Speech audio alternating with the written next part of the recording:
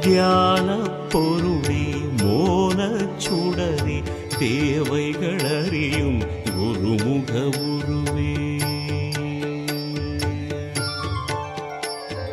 தியான பொருளே மோன சுடரே தேவைகள் அறியும் குருமுக உருவே. ஞானமளிக்கும் உந்தன் கவசம் நானும் உரைப்பேன் நன்மைகள் அருள்வாய். பெருகிய தங்கம் உருகிய அங்கம் பேரு அளிக்கும் நான்கு கரத்தாய். கரமதில் தண்டம் ருத்திரமாலை கமண்டலம் வரமுத்திரை கொண்டாய்.